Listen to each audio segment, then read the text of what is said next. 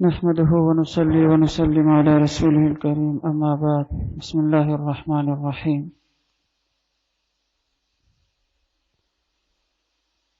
شیخ العربی والعجم عارف باللہ حضرت اقدس حضرت مولانا شاہ حکیم محمد اختر صاحب رحمہ اللہ تعالی کی کتاب رسول اللہ صلی اللہ تعالی وسلم کی نظر میں دنیا کی حقیقت میں سے پڑھ کر سنایا جا رہا ہے۔ وعن معاذ بن جبل رضی اللہ تعالی عنہ قال لما بعثه رسول الله صلی اللہ علیہ وسلم الى اليمن خرج معه رسول الله صلی اللہ علیہ وسلم يوصيه ومعاذ راكب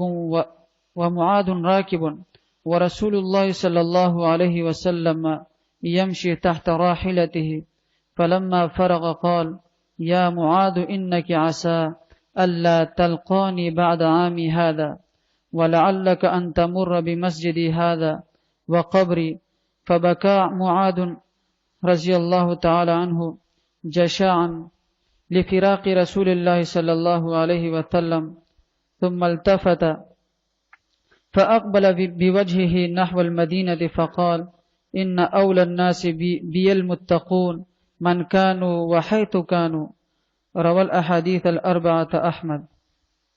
ترجمہ: حضرت معاذ بن جبل رضی اللہ تعالیٰ عنہ سے روایت ہے کہ رسول اللہ صلی اللہ تعالیٰ علیہ وسلم نے جب ان کو یمن روانہ فرمایا تو آپ صلی اللہ تعالیٰ علیہ وسلم ان کو نصیحتیں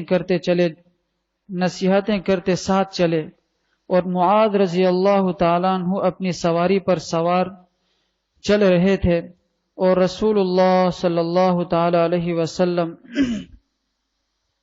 پیدل۔ جب آپ صلی اللہ تعالی علیہ وسلم نصائح و ہدایات سے فارغ ہو گئے تو فرمایا معاذ اس سال کے بعد شاید تو مجھ سے ملاقات نہ کر سکے اور ممکن ہے تو میری اس مسجد اور میری قبر سے گزرے۔ یہ سن کر معاذ رضی اللہ تعالی عنہ رو پڑے رسول اللہ صلی اللہ علیہ وسلم کے فراق کے غم میں۔ اس کے بعد رسول اللہ صلی اللہ تعالی علیہ وسلم نے منہ پھیرا اور مدینے کی طرف رخ کر کے فرمایا مجھ سے قریب تر وہ لوگ ہیں جو پرہیزگار ہیں، خواہ وہ کوئی ہوں یعنی کسی ملک اور کسی قوم کے ہوں اور کہیں ہوں۔ تشریح میں شیخ العرب والعجم عارف باللہ حضرت مولانا شاہ حکیم محمد اختر صاحب رحمہ اللہ تعالی فرماتے ہیں اس حدیث شریف سے معلوم ہوا جو پرہیزگاری کی زندگی اختیار کرتا ہے وہ رسول اللہ صلی اللہ تعالی علیہ وسلم سے قریب تر ہے، اگرچہ کسی ملک کا باشندہ ہو یا کسی قوم کا ہو۔ قریب ہونے کے دو مفہوم ہیں، یا تو میری شفاعت سے قریب ہوں گے یا مرتبے کے لحاظ سے میرے قریب ہوں گے، یعنی جنت میں میرا جو مرتبہ ہوگا اس کے قریب ہوں گے۔ اور تقوی والی زندگی بزرگان دین کی صحبت سے ملتی ہے۔ تیرنے کی کتاب پڑھ کر کوئی تیر نہیں سکتا جب تک کسی پرانے تیرنے والے کی صحبت میں تیرنا نہ سیکھے۔ اسی طرح کتابوں سے تقوی نہیں ملتا جب تک کسی متقی بندے کی صحبت طویل حاصل نہ ہو۔ تقوی کی برکت سے حضرت اویس قرنی رحمۃ اللہ علیہ یمن میں رہتے ہوئے کس درجے کو پہنچے اور ترک تقوی کے سبب بعض اشراف مکہ کیسے بدبخت ہوئے، یعنی قریش کے قبیلے سے تھے اور مکہ کے سردار تھے لیکن تقوی اختیار نہیں کیا، نبی کریم صلی اللہ علیہ وسلم کی اتباع نہیں کی تو وہ کیا ہو گئے؟ بدبخت ہو گئے۔ اللہ تعالیٰ ان سے ناراض ہوئے اور دنیا اور آخرت دونوں ان کی برباد ہو گئی۔ بس امت کو اس حدیث میں تقوی کی ہدایت ہے، اللہم ارزقنا ہذہ النعمہ۔ ترجمہ اس کا یہ ہے کہ اے اللہ ہمیں بھی عطا فرما اس نعمت کو، یعنی تقوی کی نعمت کو، اتباع سنت کی نعمت کو اللہ تعالیٰ سے مانگا جا رہا ہے۔ یا اللہ تقوی کی نعمت اور صحبت صالحین کی جو نعمت ہے بلا استحقاق وہ ہمیں بھی عطا فرمائیے۔ وعن ابن مسعود رضی اللہ تعالی عنہ قال تلا رسول اللہ صلی اللہ علیہ وسلم من يريد الله أن يهديه يشرح صدره للإسلام فقال رسول الله صلى الله عليه وسلم إن النور إذا دخل الصدر انفسح فقيل يا رسول الله هل لتلك من علم يعرف به؟ قال نعم التجافي من دار الغرور والإنابة إلى دار الخلود والاستعداد للموت قبل نزوله. ترجمہ، حضرت ابن مسعود رضی اللہ تعالیٰ عنہ سے روایت ہے کہ رسول اللہ صلی اللہ تعالی علیہ وسلم نے یہ آیت تلاوت فرمائی، فَمَن يُرِدِ اللَّهُ أَن يَهْدِيَهُ يَشْرَحْ صَدْرَهُ لِلْإِسْلَامِ، یعنی اللہ تعالی جس شخص کی ہدایت کا ارادہ کرتا ہے اس کا سینہ اسلام کے لیے کشادہ کر دیتا ہے۔ پھر فرمایا جب نور سینے کے اندر داخل ہوتا ہے تو سینہ فراخ اور کشادہ ہو جاتا ہے۔ پوچھا گیا یا رسول اللہ کیا اس حالت کی کوئی علامت ہے جس سے اس کی شناخت کی جا سکے؟ آپ صلی اللہ تعالی علیہ وسلم نے فرمایا ہاں، اور وہ نشانی غرور کے گھر یعنی دنیا سے دور ہونا، آخرت کی طرف رجوع کرنا اور مرنے سے پہلے مرنے کے لیے تیار ہو جانا۔ تشریح میں شیخ العرب والعجم عارف باللہ حضرت مولانا شاہ حکیم محمد اختر صاحب رحمہ اللہ تعالی فرماتے ہیں اس حدیث شریف میں سینے کے اندر نور ہدایت داخل ہونے کی 3 علامتیں بیان فرمائی گئی ہیں۔ نمبر 1 دنیا سے دل کا اچاٹ ہو جانا، نمبر 2 آخرت کی طرف متوجہ ہونا، یعنی آخرت کی طرف متوجہ ہونے کا مطلب یہ ہے کہ اور پہلی بات دنیا سے اچاٹ ہو جانا، یعنی اچاٹ ہونے کا مطلب یہ نہیں کہ انسان جو ہے گھر بار چھوڑ کر، یعنی اپنا کاروبار اور نوکری چھوڑ کر، بال بچوں کو چھوڑ کر کہیں پہاڑی میں یا غار میں جا کے بیٹھ جائے، یعنی رہبانیت اختیار کرے۔ لا رہبانیت فی الاسلام، یعنی اسلام میں رہبانیت جائز نہیں ہے۔ پرانی جو امتیں تھیں، یعنی جو پہلے جو امتیں گزری ہیں نبی پاک صلی اللہ علیہ وسلم کے امت سے پہلے، اس میں جو ہے رہبانیت جائز تھی۔ اس وقت جو ہے لوگ غاروں میں جا کے تنہائی میں عبادت کیا کرتے تھے، لیکن اسلام نے منع فرمایا بال بچوں کے ساتھ رہ کر کاروبار کرتے ہوئے، نوکری کرتے ہوئے اللہ تعالیٰ کو راضی کرنا ہے۔ دنیا سے دل کا اچاٹ ہونے کا مطلب یہ نہیں ہے کہ ہم دنیا کو بالکل چھوڑ دیں۔ حضرت والا فرماتے ہیں جو لوگ یہ کہتے ہیں کہ بھائی دنیا کو مارو لات، تو حضرت والا فرماتے ہیں 2-3 دن روٹی نہ ملے کھانے کو تو لات بھی نہیں اٹھے گی۔ اس وجہ سے دنیا بھی کمائے اور جو ہے اللہ تعالیٰ کو ناراض بھی نہ کرے۔ نمبر 2 آخرت کی طرف متوجہ ہونا، یعنی انسان غفلت کی زندگی گزار رہا ہے تو پھر توبہ استغفار کر کے اللہ تعالیٰ کی طرف رجوع کرے، یا اللہ میں نے اپنی زندگی برباد کی، اب میں توبہ کرتا ہوں، آئندہ آپ کو ناراض نہیں کروں گا۔ تو یہ جو ہے آخرت کی طرف متوجہ ہونا ہے۔ نمبر 3 موت آنے سے پہلے موت کی تیاری کرنا، یہی کہ انسان جو ہے نماز باجماعت ادا نہیں کر رہا تو نماز پڑھنے لگے جماعت کے ساتھ، روزہ نہیں رکھتا تھا روزہ رکھنے لگے، حرام کھاتا تھا حرام سے بچے، اور جو ہے پڑوسیوں کو تکلیف اور ایذا پہنچاتا تھا اسے بچے، اور جو ہے اپنے چھوٹوں پر جو ہے ظلم کرتا تھا، کمزوروں پر ظلم کرتا تھا، ان سب چیزوں سے بچے۔ یعنی اسی طرح جو ہے موت سے پہلے موت کی تیاری کرنا، اسی کو کہتے ہیں۔ انہی علامات سے ہر آدمی فیصلہ کرے کہ وہ ہدایت پر ہے یا نہیں، انہی علامات سے ہر آدمی فیصلہ کرے کہ وہ ہدایت پر ہے یا نہیں۔ چنا کے گفت پیغمبر زنور۔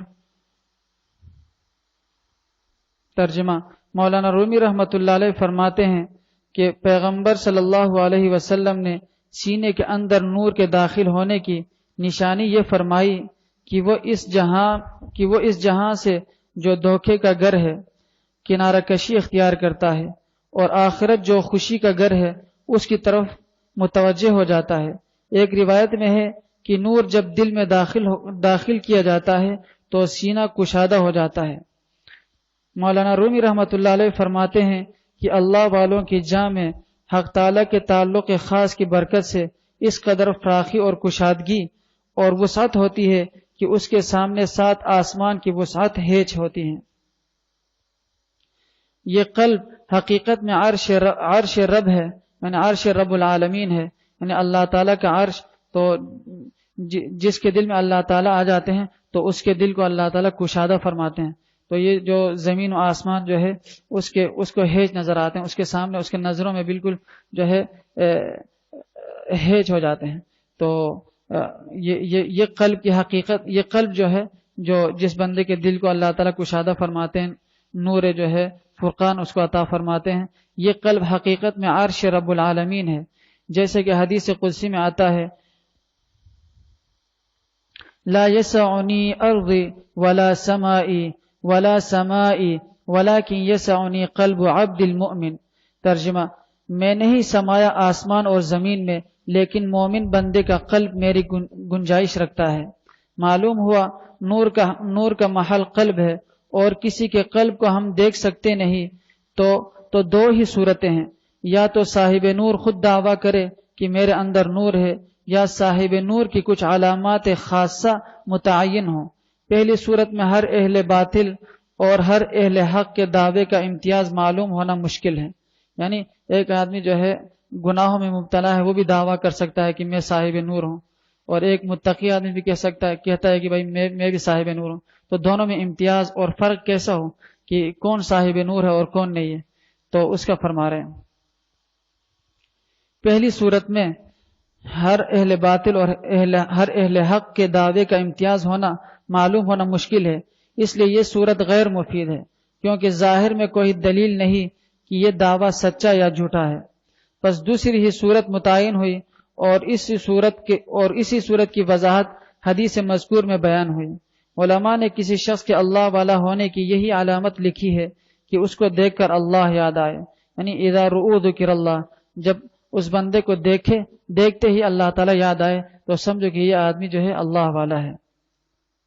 اور اس کی صحبت سے دل دنیا سے سرد ہونے لگے اور آخرت کی طرف توجہ بڑھنے لگے، اور وہاں کی فکر پیدا ہو جائے. یعنی آخرت کی طرف توجہ بڑھنے لگے اور آخرت کی فکر پیدا ہو جائے. اور اس کی صحبت میں بیٹھنے والوں میں اکثر لوگوں کا حال شریعت کے مطابق ہو.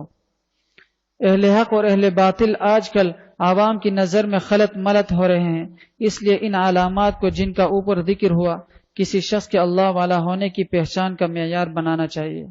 اللہ تعالی ہم سب کو